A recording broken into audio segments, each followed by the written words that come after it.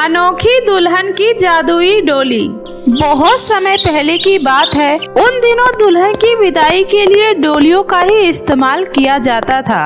उन दिनों नई नवेली दुल्हन डोलियों में ही बैठकर अपने मायके से ससुराल जाया करती थी। लेकिन अब वक्त बदल गया है। लोगों को डोलियों से ज्यादा गाड़ियों में जाना पसंद है। लेकिन नीलिमा इन सबसे अलग थी। उसे अपनी शादी में डोली ही चाहिए थी। इसलिए नीलिमा के पिताजी उसकी शादी वाले दिन उसके लिए बहुत ही खूबसूरत सी एक डोली मंगवाते हैं, जिसे देखकर सब लोग बहुत ही हैरान हो जाते हैं।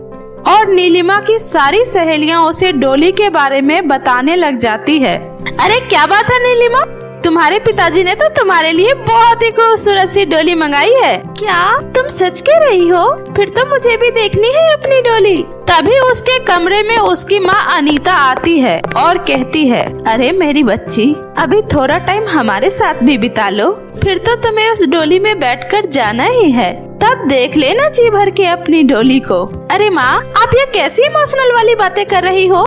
मैं आप लोगों को छोड़कर हमेशा के लिए थोड़ी ना जा रही हूँ। आपको जब भी मेरी याद आए आप मुझे फोन कर देना, मैं आपसे मिलने आ जाया करूँगी। अरे हाँ हाँ, क्यों नहीं मेरी बच्ची, ये तुम्हारा ही तो घर है, इसलिए तुम्हारा जब मन चाहे तुम यहाँ आ सकती हो। लेकिन बेटा, मैं तो चाहती हूँ कि तुम अपने ससुराल में हमेशा खुश रहो और सबका हमेशा अच्छे से ख्याल रखो, जैसे तुम हम लोगों का रखती आई हो।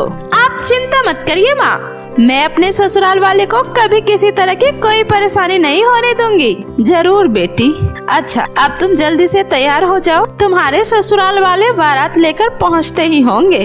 ठीक है बेटा। तभी अनीता वहाँ से चली जाती है और नीलिमा की सहेलियां उसे तैयार करने लगती है। तभी थोड़ी देर में वहाँ ढोल बाजों के साथ बारात भी पहुँच जाती है और कुछ ही देर में शादी की रस्में भी शुरू हो जाती है। नीलिमा पूरी तरह से तैयार होकर अपने कमरे में बैठी होती है। तभी पंडित जी बोलते हैं, वरमाला का समय हो रहा है, जल्दी से दुल्हन को लेके आइए।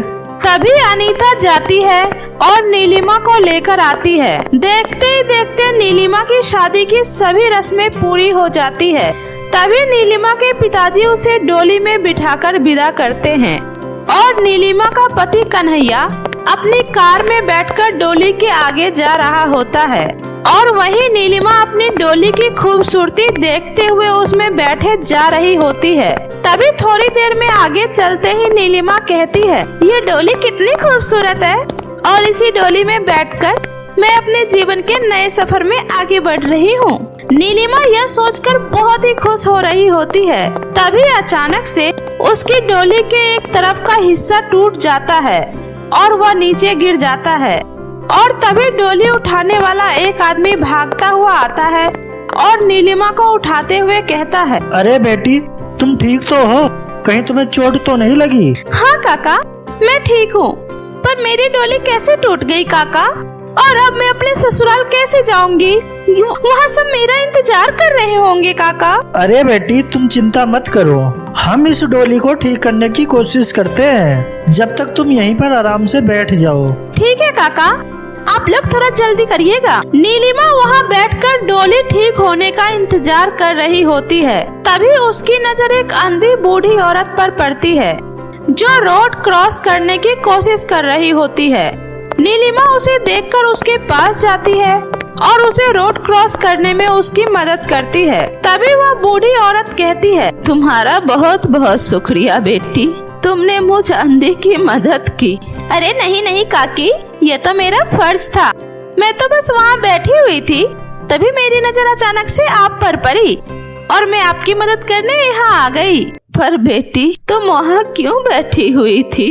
तभी नीलिमा उस बूढ़ी औरत को सारी बातें बताती है और वह बूढ़ी औरत कहती है, अरे बेटी, तुम चिंता मत करो, मेरे पास तुम्हारी इस समस्या का हल है, आओ मेरे साथ। तभी नीलिमा उस बूढ़ी औरत के पीछे पीछे उसके साथ उसके घर चली जाती है और वहाँ जाते ही वह बूढ़ी औरत नीलिमा को एक बहुत ही खूबसूरत और चमकदार डोली दिखाती है, जिसे देखकर नीलिमा कहती है, अरे वाह काकी, ये डोली तो मेरी डोली से भी बहुत ज्यादा खूबसूरत है। सही कहा बेटी तुमने, यह डोली बहुत ही खूबसूरत और अनोखी है और यह मैं तुम्हें देना चाहती हूँ। पर हाँ बेटी, यह डोली तुम्हें खाली तुम्हारे ससुराल ही नहीं पहुँचाएगी, बल्कि तुम्हारे ससुराल में आने वाली हर एक मुश्किलों को दूर करने में तुम्हारी मदद भी करेगी। आपका बहुत बहुत शुक्रिया काकी, आपने मुझे यह डोली देकर आज मेरी बहुत मदद की है। अच्छा काकी, अब मैं चलती हूँ। तभी नीलिमा उस डोली में बैठकर अपने ससुराल में पहुंच जाती है और उसकी सास आरती की थाली लिए हुए दरवाजे पर खड़ी होती है। जैसे ही नीलिमा डोली से उतरने वाली होती है, तभी उसका जेठ सूरज भागता हुआ आता है और उसके पति करण से कहता है, अरे करण, मैं तो बहुत बुरी तरह से फंस गया मेरे भाई, अब मैं क्या करूं? अरे भैया, बात क्या है बताइए तो, और आप इतना परेशान क्यों लग रहे हैं? अरे क्या बताऊं करण, मैं अपनी कंपनी से 1 लाख रुपए लेकर घर आ रहा था, तभी कुछ गुंडों ने मुझसे मेरा बैग छीन लिया और अब मेरे बॉस मुझसे वो पैसे मांग रहे हैं और अगर मैंने टाइम पर पैसे नहीं दिया तो वह मुझ पर केस कर देंगे। अब तू ही बता मेरे भाई, मैं क्या करूँ? अरे भैया, ऐसे तो आप बहुत बड़ी मुश्किल में पड़ जाओगे और मेरे पास तो अब इतने पैसे ही नहीं है कि मैं आपकी मदद कर दूं। वही नीलिमा डोली में बैठी यह सारी बातें सुन रही होती है। तभी नीलिमा कहती है, हे भगवान, मेरे जेठ जी के ऊपर तो बहुत बड़ी मुश्किल आ गई है और इस समय मेरे पास भी इतने पैसे नहीं है कि मैं उनकी मदद कर दूं। काश मेरे पास इतने पैसे होते कि मैं उनकी मदद कर पाती। नीलिमा के ऐसा बोलते ही उसकी डोली के अंदर एक चमक होती है और उसमें से खूब सारे पैसों की बरसात होने लगती है, जिसे देखकर नीलिमा हैरान हो जाती है। हे भगवान, ये कैसे चमत्कार है? इसका मतलब वो काकी ने जो कहा था वह बिल्कुल सही था कि यह डोली मेरे ससुराल में आने वाली हर एक मुश्किल को दूर करेगी और यह एक अनोखी जादुई डोली है। चलो अब मैं इन पैसों को लेकर जाकर जेठ जी को दे देती हूँ। तभी नीलिमा वो पैसा ले जाकर अपने जेठ जी को देती है। जेठ जी, ये लीजिए पैसे और अब आपको परेशान होने की जरूरत नहीं है और अब आप यह पैसे ले जाइए और अपने बॉस को दे दीजिए। तुम्हारा बहुत बहुत शुक्रिया नीलिमा, तुमने आज मेरी मदद करके मुझ पर बहुत बड़ा एहसान किया है। मैं तुम्हारा ये एहसान कभी नहीं भूलूंगा। इसमें एहसान की कोई बात नहीं है भैया, अब मैं भी तो इस परिवार का हिस्सा हूँ, तो इस घर की मुश्किलों को दूर करना मेरा भी तो फर्ज बनता है ना। सच में नीलिमा, तुमने तो आते ही इस घर को अपना बना लिया और आते ही इस घर की सारी मुश्किलों को दूर कर दिया। सच में मेरी बहू तो इस घर के लिए लक्ष्मी बनकर आई है। चलो बेटा, अब अंदर चलो। और हाँ भाई साहब, अब आप इस डोली को लेकर जा सकते हैं। नहीं नहीं मम्मी जी, इस डोली को यहीं पर रहने दीजिए। वो मेरे पिताजी ने इस डोली को बड़े ही प्यार से मेरे लिए बनवाया था, इसलिए यह डोली मैं अपने पास ही रखना चाहती हूँ। ठीक है बहू, तुम इसे रख लो। तभी नीलिमा की सास नीलिमा का अच्छे से गृह प्रवेश करवाती है और उसकी डोली को घर के बगीचे में ही रखवा देती है। और ऐसे ही दिन बीतने लगते हैं और नीलिमा अपने ससुराल की सारी जिम्मेदारी को अच्छे से संभाल लेती है। और एक दिन ऐसे ही करण की कार उसके ऑफिस के बाहर खड़ी होती है, जिसे एक ट्रक वाला टक्कर मारकर चला जाता है और करण की कार पूरी तरह से चकनाचूर हो जाती है, जिसे देखकर करण बहुत ही दुखी हो जाता है और घर आकर सारी बातें नीलिमा को बताता है। और यह सुनकर नीलिमा कहती है, करण जी इस बात को लेकर कितने दुखी हैं, मुझे उनकी कुछ मदद करनी चाहिए।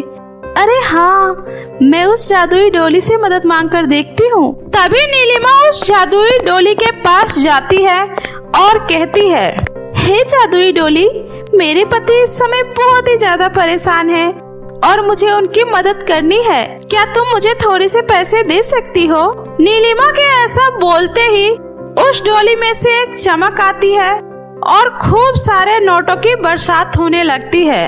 नीलिमा उन पैसों को लेकर अपने पति के लिए एक बहुत ही खूबसूरत सी कार खरीदती है और अपने पति को दे देती है, जिसे देखकर उसका पति करण बहुत ही ज्यादा खुश हो जाता है। और तभी उसकी सास कहती है, अरे बहू, तुम तो हमारे घर के लिए खुशियाँ बनकर आई हो। जब भी हमारे परिवार में किसी को कोई भी परेशानी होती है तुम उसे दूर कर देती हो और हमारे घर में फिर से खुशियाँ ले आती हो। अरे नहीं मम्मी जी, ऐसी कोई बात नहीं है। ये सब तो बस मेरा इस परिवार के प्रति फर्ज है, बस मैं उसी को निभा रही हूँ। चलो नीलिमा, मैं तुम्हें कहीं बाहर शॉपिंग करवा लाता हूँ। उसके बाद वह दोनों कार में बैठकर शॉपिंग करने के लिए निकल जाते हैं।